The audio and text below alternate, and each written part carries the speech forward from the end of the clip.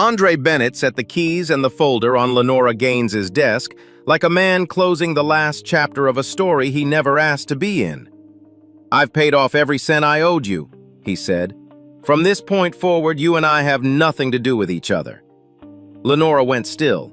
Then she stood, walked to the door, and locked it. She slid the folder back across the desk, a contract, a salary 10 times anything he had ever earned, and placed a second key beside it. A house key. When she finally looked at him, her voice was quiet but certain. "I don't want you to leave. Stay with me, Andre. I want us to run this company together." Why would a CEO say that to a mechanic? The answer started 8 years ago. If you're new here, this channel is where every story actually means something. Hit subscribe and the bell so you never miss one. Now let's get into it. Andre Bennett was not the kind of man who asked for help. He was 38 years old, black broad-shouldered, and the sole owner of Bennett Auto and Mechanical, a small garage tucked into the industrial edge of the city where the street lights flickered and the rent stayed cheap. He had 3 employees, a modest rental house, and just enough income to make sure his 10-year-old daughter Kira never had to worry about the bills he kept folded in the back of his desk drawer. From the outside, the life he'd built looked ordinary. From the inside, he knew exactly how fragile ordinary could be. 8 years earlier, Andre had lost everything. The transportation company where he worked collapsed overnight, not from bad luck, but from fraud. The kind where executives walk away with full pockets while the workers find out from a news alert. Andre was out of a job with 2 weeks' notice and no severance. He could have handled that. He'd handled hard before. What he couldn't handle came 3 weeks later. Alana left. His wife of 6 years packed a bag while their 2-year-old daughter slept, left a note on the kitchen counter that said she was sorry, and didn't come back. She left behind Kira, a stack of unopened medical bills, and a silence in the apartment that Andre didn't know how to fill. Kira had a severe lung condition. She needed surgery. Andre had no insurance, no savings, and no one to call. He spent 11 days calling hospitals, negotiating payment plans, and selling off everything he owned that wasn't bolted to the floor. On the 12th day, he was sitting in a plastic chair in the hallway outside the surgical ward, elbows on his knees, head down, hands wrapped around a cup of cold coffee, when a nurse came out and told him the bill had been paid. All of it. $39,800. Paid in full by an anonymous donor. Andre sat in that hallway for a long time without moving. He didn't cry. He just sat there understanding that someone had just handed him back the future. He never stopped trying to find out who. It took him 4 years of dead ends and 6 months of careful searching through hospital board records, donor filings, and charitable trust documentation to find the name. Lenora Gaines. At the time of the payment, she had been a junior board member of the hospital's philanthropic foundation, one of 6 signatories on a discretionary fund used for emergency cases. The fund had been used exactly once that year, for Kira. Andre drove to the Gaines estate on a Tuesday morning. He had an envelope with a cashier's check for $40,000 and a speech he'd rehearsed twice on the way over. Lenora met him at the door herself. She was dressed simply, coffee in hand, clearly between meetings. When he introduced himself, something shifted behind her eyes, brief and controlled before she composed herself. He told her he knew what she'd done. He told her he was there to pay it back. She listened without interrupting. When he finished, she shook her head. "You don't owe me that money," she said. "You might not need it," Andre replied. "But I need to pay it." She studied him for a moment, then said, "Come back Thursday. I may have a different kind of answer for you." The Gaines estate was over 100 years old and showed it. A late-season storm had torn through the property 2 months prior. The east wing roof had taken damage. The greenhouse frame had buckled. The electrical system in the main corridor was running on a temporary bypass, and 3 sections of underground plumbing had been flagged as compromised. The contractor bids were sitting on Lenora's desk, and none of them were cheap. When Andre returned on Thursday, Lenora laid out the arrangement plainly. He would oversee and perform the repairs and maintenance on the estate for 6 months. The labor would be credited against the amount he insisted on repaying. She would cover materials. He could use the guest cottage on nights when the work ran late so that Kira didn't have to stay alone. It was a practical solution. Andre recognized it as such, and he also recognized that she had structured it specifically to give him a way to keep his dignity. He accepted without negotiating. He started the following Monday.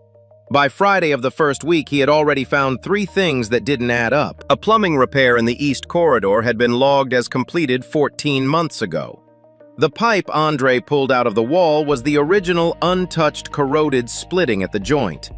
Nobody had been near it. A materials invoice from a supply company showed delivery of 18 industrial-grade junction boxes at $420 each. Andre had found the boxes in the storage shed. They were standard residential grade. He looked them up.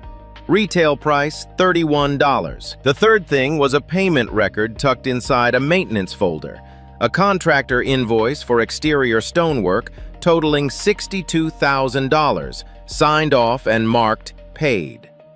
Andre had walked the entire perimeter of the estate twice. Not a single stone had been touched. He brought the folder to Bernice Rowe, the estate's housekeeper of 22 years. She was a small, precise woman who moved through the house like she knew every creak in every floor because she did. Bernice looked at the invoice without surprise. She set it back down on the table and told him quietly that every invoice related to the estate went through one person for final approval. Calvin Reddick, Chief Operating Officer of Gaines Meridian Group. Andre said nothing. He put the folder back where he found it and went back to work. On his 9th day at the estate, a woman arrived at the front gate with a flat envelope of documents requiring Lenora's signature. Bernice let her in and told her to wait in the side corridor. The woman, young, early 30s, wearing a lanyard from Gaines Meridian's downtown office, ended up standing just outside the doorway to the greenhouse where Andre was crouched on the floor, cross-referencing a materials list against the actual inventory in front of him. He was counting brackets, then counting them again. "What are you doing?" she asked. Andre didn't look up. "The numbers on the paper don't match what I'm looking at." A pause. "How far off?" "Enough to matter." She didn't say anything else. When Bernice returned, the woman handed over the envelope. Andre glanced up as she turned to leave and caught a detail without meaning to. Her name was printed on the routing slip attached to the envelope in her own neat, tightly spaced handwriting. Paige Dorsey, Accounts Processing, Floor 7. She paused at the doorway and looked back at Andre one more time. Not at what he was doing, at him, like she was deciding something. Then she left. Andre brought his findings to Lenora on a Wednesday evening. She was in her study finishing a call. When she hung up and he laid the folder on her desk, she went through it the way she probably reviewed every document quickly without expression. Then she went through it again, slower. "These are contractor errors," she said. "Vendor fraud. It happens on large estates." "The vendors aren't the problem," Andre said. He turned to the last page and pointed to the cost center codes on each invoice. 3 different cost centers, all of them tied to operating budgets for subsidiaries of Gaines Meridian Group, not to the estate's maintenance account. "Someone is running these charges through the company's books.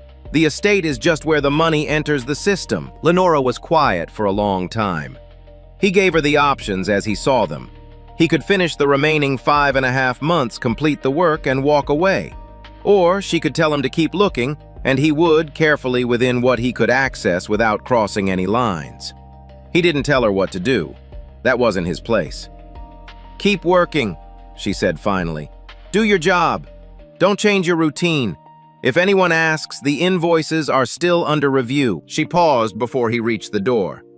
"Andre," he turned, "you could have finished your 6 months and never said a word. Why didn't you—" He thought about it for a moment. Not because he didn't know the answer, but because he wanted to say it right. "Because someone's going to get blamed for this eventually," he said. "And it won't be the person who did it." Lenora held his gaze. She nodded once, and he left. He had come to the estate to pay off a debt. He hadn't planned to become the only person inside the house that Lenora Gaines trusted. But that was exactly what had happened. And Andre Bennett was not the kind of man who walked away from something once he understood what was at stake. He went back to work. Calvin Reddick was the kind of man who made you feel like you were the most important person in the room, right up until the moment you weren't useful anymore. He appeared at the estate on a Thursday morning, 3 weeks after Andre had started wearing a pressed suit and carrying 2 coffees like he just happened to be in the neighborhood. He handed one to Andre without asking how he took it, and spent 20 minutes walking the property asking questions about timelines and materials, laughing, easily nodding at every answer. Andre answered everything plainly and volunteered nothing. "You're doing good work out here," Calvin said before he left. "Lenora's hard to impress. You seem to be managing it." Andre thanked him and went back to checking the junction panel. He knew exactly what the visit was. Calvin wanted to know how much Andre had found. The coffee was a way of making the conversation feel casual. The compliment about Lenora was a way of watching Andre's face. Andre's face gave him nothing. 2 weeks later, Calvin began making things difficult. A lumber order Andre had placed through the estate's approved vendor was delayed without explanation. The electrician he'd been coordinating with for the East Wing suddenly stopped returning calls. A memo appeared in the estate's project log submitted by Calvin's office, noting that progress on the restoration was behind schedule and raising questions about the contractor's management approach. Then came the whispers. Andre heard them through Curtis, who heard them from a delivery driver who made runs to both the estate and the Gaines Meridian offices downtown. Word was circulating that Andre Bennett was a broke mechanic with a bankruptcy in his past who had used his daughter's medical history to get close to a wealthy woman who was too isolated to see it coming. Andre didn't respond to any of it. He documented his hours, completed his work, and kept his receipts. On a Tuesday night, Andre found a padded envelope tucked beneath his toolbox in the storage room. Inside was a small external hard drive and a folded note written in neat, tightly spaced handwriting he recognized immediately, the same handwriting he had seen on the routing slip 9 days into his first month at the estate. Paige Dorsey. The note read, "The invoices at the estate are where he practiced. I've been too afraid for too long." Andre plugged the drive into his laptop that night in the guest cottage after Kira was asleep. Before he opened a single file, he did something deliberate. He copied the entire drive onto his own encrypted work tablet, the device he used to document every job site inspection backed up to a private cloud account he had maintained for 3 years. Every file, every folder, transferred manually and confirmed.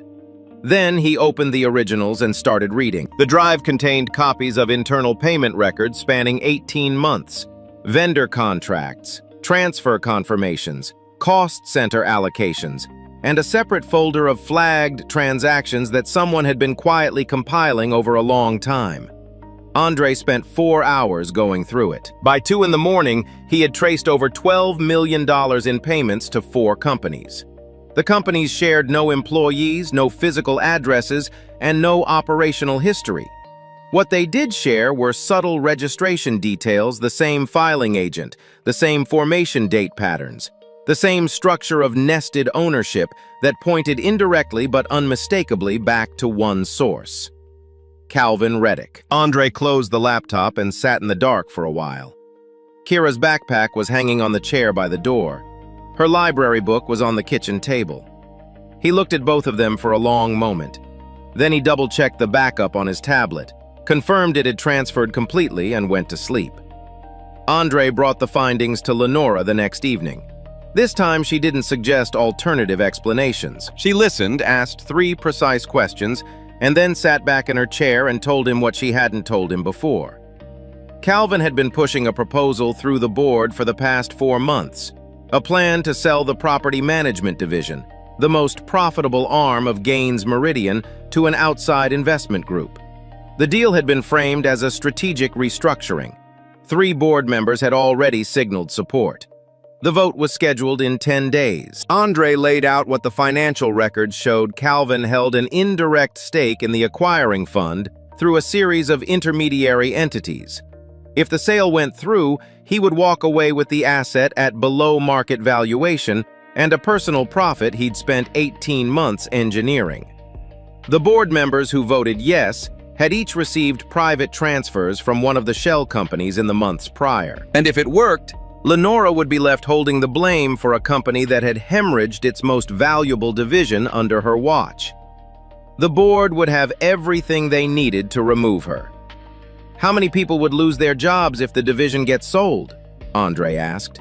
Lenora didn't hesitate. Somewhere between 300 and 400.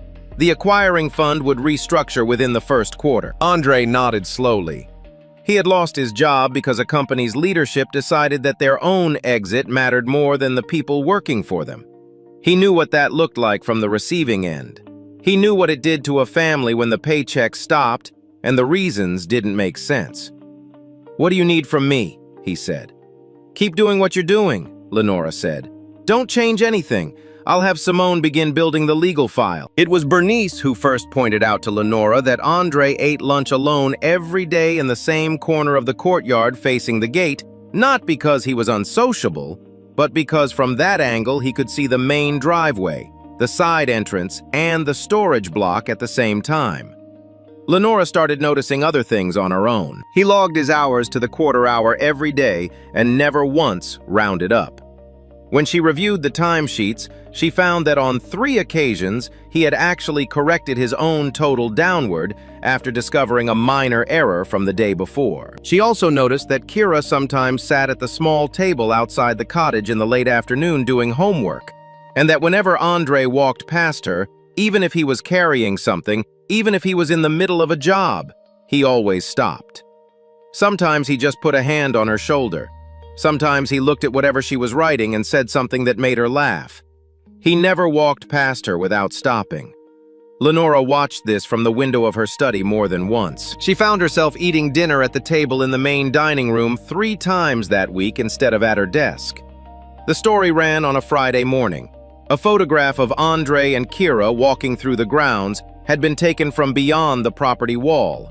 Grainy, clearly zoomed but recognizable. The headline described a struggling mechanic who had leveraged a personal connection to secure access to a billionaire CEO's private estate and internal company documents. It quoted unnamed sources close to the board. By noon, Roland Gaines had called Lenora into a meeting. He was not subtle about it. He told her directly that he had always believed she allowed her emotions to compromise her judgment, and that what he was reading confirmed it. He gave her a choice: end the contract with Andre, or he would take the matter to the full board himself. Lenora found Andre in the courtyard that afternoon. She came without her assistant, without her phone. "I'll go," Andre said before she finished explaining. "It makes sense. I don't want this to cost you more than it already has." "I know you don't," Lenora said. "That's exactly why I'm not letting you." She looked at him steadily. "You came into this house to pay off a debt, but from the first week you were protecting things that had nothing to do with you. I'm not sending you away because a guilty man is afraid of what you've already found." "Your father's not wrong that this looks bad," Andre said. "He's not wrong about what it looks like," she said. "He's wrong about what it is." Then she told him the rest. She didn't tell it quickly. She walked to the far end of the courtyard, and when she started speaking, her voice had changed.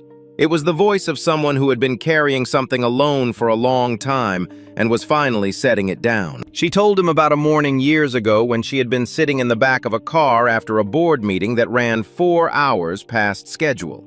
It was raining hard. She was on a call she didn't want to be on. She looked out the window and saw a pickup truck stop abruptly in the middle of the road, not from engine trouble. The driver had spotted something on the curb. An elderly man collapsed. The driver got out in the rain without hesitation. He wasn't on the phone with anyone. He didn't stand at the curb looking uncertain. He went directly to the man, got him upright, and guided him into the passenger seat. Then he took off his own jacket and laid it across the man's shoulders before getting back behind the wheel and driving toward the hospital. Lenora told her driver to follow. She found out through the hospital's intake record that the man who had stopped was supposed to be somewhere else that morning. He had an interview, his 3rd in 4 months after losing his job, when his employer collapsed in a fraud investigation. He missed it because he stopped for a stranger in the rain. She remembered his face. 3 months later, she was at that same hospital for a foundation meeting when she saw him again. He was sitting in the hallway outside the surgical ward in a plastic chair, elbows on his knees, head down. She recognized him immediately. She didn't approach him. She made a call from the corridor and the bill was paid before she reached the parking garage. "I didn't help you because I felt sorry for you," she said. "I helped you because I saw you choose a stranger over yourself and then lose everything for it. I thought someone should make sure you got enough time to rebuild." Andre stood without speaking for a long time. He had spent years constructing the debt in his mind as something clean and transactional. Money given, money owed, balance restored. He understood now that it had never been that. She hadn't given him money, she had given him time. And the reason she'd done it had nothing to do with what he needed and everything to do with who she had already seen him be. The distance he had kept between them for months didn't disappear, but something underneath it shifted quietly and permanently. The call came at 2:17 in the morning the night before the board vote. Curtis Lane's voice on the phone was flat in the way voices go flat when someone is trying to stay functional. "Andre, the garage. You need to come now." Bennett Auto and Mechanical was still burning when Andre arrived. The fire department had the front section contained, but the back, where the equipment lived, where the records were kept, where Curtis had built a small office out of reclaimed wood over the course of a decade, was gone. The investigator on scene found a fuel canister in the storage area. He used the word suspicious twice, and the phrase possible insurance fraud once. By morning, a folder had been discovered in the ruins of Andre's office. It contained internal Gaines Meridian documents, financial records, with Andre's printed name on the folder tab. Calvin's statement to the board was issued by 10 o'clock. Andre Bennett had stolen confidential documents. He had been removed from the estate when his relationship with the CEO became untenable, and this was his response. The estate access was revoked. The garage's bank account was frozen pending investigation. Curtis and the 2 other employees had nowhere to work and no timeline for when that would change. A family court notification arrived at Andre's phone, informing him that an anonymous complaint had been filed questioning his financial stability as a custodial parent. He stood in the parking lot of his burned garage with Curtis beside him and looked at the shell of what he'd spent 6 years building. Lenora arrived without security, without her assistant. She parked on the street and walked across the lot in the early morning gray and stepped into the burned-out space without hesitating. "I don't believe you did this," she said. "Believing me could cost you the company," Andre said. She looked at him. "Not believing you would cost me something I can't replace." Andre told her about the backup, the copy he had made himself manually, the night Page delivered the drive transferred to his encrypted work tablet and stored in a private cloud account. He hadn't trusted a single point of failure. He never did with anything important. The data was intact. Simone Barrett was on the phone within minutes. They had until 9 the next morning. Andre looked at Lenora. She was already moving. He went to get his truck. The Gaines Meridian boardroom was on the 14th floor, glass-walled on 2 sides, with a long table that seated 16 and a view of the city that was designed to remind everyone in the room how much was at stake. Andre had never been in a room like it. He wore the cleanest clothes he owned, dark pants, a collared shirt, the jacket he kept for Kira's school events. He sat to Lenora's left with a printed copy of the evidence file in front of him and the backup drive in his jacket pocket. Simone Barrett sat to Lenora's right, her own files color-tabbed and already open. Calvin arrived with 2 attorneys, and the confidence of a man who had already decided how the morning would end. Roland Gaines sat at the far end of the table, expression unreadable. He had not spoken to Lenora since their meeting 4 days prior. He had not acknowledged Andre's presence in the room. 3 board members sat clustered near Calvin's end of the table. 2 others sat in the middle waiting. 1 seat was empty, its occupant had called in sick, which Simone noted without comment. Calvin opened the session before Lenora could. He kept it clean and moved fast. Andre Bennett was a man with a bankruptcy in his past and a personal debt to the CEO that had given him unauthorized access to the estate and through that access to confidential company materials. The folder found in the garage was documented. The access logs from the estate's internal network showed Andre had opened files outside the scope of his maintenance work. There was a pattern here, Calvin said, that reflected poorly not on Andre alone, but on the judgment of the person who had allowed it. He didn't look at Lenora when he said it. He looked at Roland. Roland's jaw tightened slightly. He said nothing. "I'd like to respond," Lenora said. Calvin gestured as if granting her the floor were a courtesy he was choosing to extend. Andre stood. He didn't use notes. He had gone over the sequence enough times in the truck the night before that the order was built into him now, not memorized, just understood.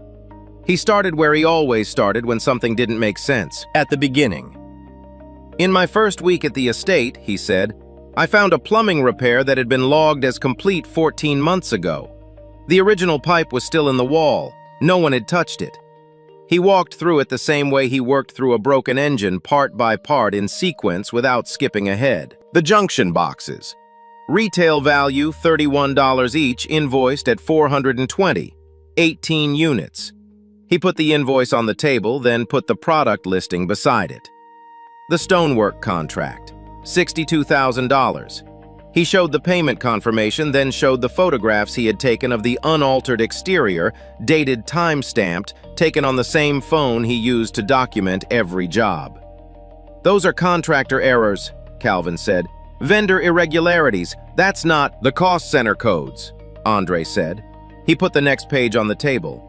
Every one of these invoices was processed through operating budget lines tied to 3 Gaines Meridian subsidiaries. Not the estate maintenance account, not a facilities budget, company operating funds. He paused. "That's not a vendor billing mistake, that's a system." Silence. He kept going. The shell companies. 4 of them registered within a 6-week window 18 months ago. No employees, no office addresses, no operational history. Over $12 million in payments routed through them across 14 months. Each payment structured just below the threshold that would trigger automatic compliance review. He put the registration documents on the table. Then the payment records. Then the ownership trace Simone's team had completed overnight, a chain of intermediary entities that dissolved at a holding company with a single beneficial owner. Calvin said, "Those documents were stolen from a secured..." "They were given to me," Andre said, "by someone who worked inside this company and spent a year trying to find a way to report what she was seeing without losing everything she had." The door opened. Paige Dorsey walked in. She looked like she hadn't slept. She probably hadn't. She sat in the empty chair near the middle of the table, folded her hands in front of her, and told the room that 18 months ago, Calvin Reddick had asked her to reclassify a series of vendor payments that she had flagged as inconsistent with their stated purposes. When she raised a question, she was told the discrepancy was being handled at a senior level, and that her job was to process, not to audit. She had been processing and saving and waiting ever since. "He told me once," she said, not looking at Calvin, "that the people who ask too many questions are always the first ones let go." She paused. "I asked anyway." Simone spoke next. "The complete file payment records, entity registrations, transfer confirmations, and a timeline of the proposed board vote mapped against Calvin's acquisition of his fund stake had been submitted to the State Financial Crimes Unit at 7 that morning. A copy had gone to the company's external auditors. A third copy was with the U.S. Attorney's Office. The board member at Calvin's end of the table, the one who had been most vocal in support of the real estate sale, asked quietly whether cooperation with investigators at this stage would be taken into account during any resulting proceedings. Simone told him that was a question for his personal attorney. She suggested he call one soon. Calvin stood. He started to speak, then stopped. His 2 attorneys leaned in, and the 3 of them held a conversation in lowered voices that lasted about 45 seconds. Then Calvin straightened his jacket, set his copy of the morning's agenda face down on the table, and walked out. No one stopped him. 2 of the 3 board members who had aligned with him followed within minutes. The third stayed in his seat, staring at the table, and said nothing for a long time. Roland Gaines had not moved or spoken since Andre stood up. After the room emptied down to the core, Lenora Andre Simone Bernice, who had arrived quietly sometime during Page's testimony and taken a seat near the back, Roland remained at the far end of the table. He looked at the documents still spread across the surface. Then he looked at Andre. Lenora said, "Dad." "I heard everything," Roland said. He was quiet for another long moment. Then, "I told you that you let your feelings get in front of your judgment. I was wrong about that." He paused. "I wasn't wrong that something about this situation concerned me, but I was concerned about the wrong thing." He looked at Andre directly. "I looked at your occupation and your history, and I decided what you were before you ever said a word in this building. I've told other people in this company not to do that." Another pause. "I was wrong. It wasn't wrapped in qualifications. It wasn't softened with context. It was a man saying a hard thing in plain language, and Andre recognized the effort it took because he'd made that same kind of statement himself, the kind where you just say it and let it sit." Bernice, from her seat near the back, said quietly, "He never once treated anyone in that house differently based on what they could do for him. I've worked here for 22 years, that's not nothing." Roland looked at her. Then he nodded once. He gathered his papers, stood and paused at the door without turning back. "Lenora, you have my vote, whatever comes next." Calvin Reddick was removed from his position that afternoon. The acquiring fund deal was voided. 2 board members resigned before close of business. The third cooperated fully with investigators and retained counsel by evening. The arson investigator connected the fire at Bennett Auto and Mechanical to a subcontractor who had received payment from one of Calvin's shell companies 3 months prior. The man was located and brought in for questioning. The case against Andre was formally dropped within 72 hours. The frozen accounts were released. Lenora directed Simone to calculate the total losses suffered by vendors, employees, and suppliers affected by the fraudulent contracts. Restitution payments were structured into the legal settlement. Paige Dorsey was placed under formal whistleblower protection, transferred to the Internal Audit Division, and given a title that matched what she had actually been doing for the past 18 months. Curtis Lane got the call from Andre on a Thursday morning. Work would resume the following Monday. The rebuild had already been authorized. Andre refused to let Lenora pay for the reconstruction of the garage. He accepted the legal compensation that was owed to him from the parties who had caused the damage, and nothing more. 6 months later, Andre finished the last item on the estate restoration list, a section of decorative ironwork on the east gate that had been bent in the storm and that he had saved for last for no reason he could have easily explained except that it felt right to end there. He cleaned the tools, locked the storage room, and brought the key to Lenora's study. He set it on the desk and placed beside it the final timesheet every hour, every day, calculated to the minute. The math was exact. The debt was done. "We're even," he said. Lenora looked at the key. Then she opened the desk drawer and set 3 things on the surface. The first was a document. He picked it up. It was a debt waiver dated 6 months earlier, the first day he had arrived. The debt had been formally forgiven before he worked a single hour. "You didn't need to do any of this to pay me back," she said. "You never did." He looked at the paper for a long moment. The second thing was a contract. Director of Field Operations, Gaines Meridian Group. He read the salary line. He read it again. "I don't have a business degree," he said. "I know," Lenora said. "I have 30 people with business degrees. None of them caught what you caught in the first week. The position is about operational oversight, vendors, facilities, field-level accountability. It comes with a team and the authority to build it the way you see fit." She paused. "There's also a connected initiative, a workforce emergency fund for people who lose jobs without warning, face sudden medical expenses, need a bridge to rebuild. You would co-chair it." Andre looked up from the contract. "Why me?" "Because everyone in that boardroom was watching the numbers," she said. "You were the only one who saw the people living behind them." He set the contract down. The third item was a key.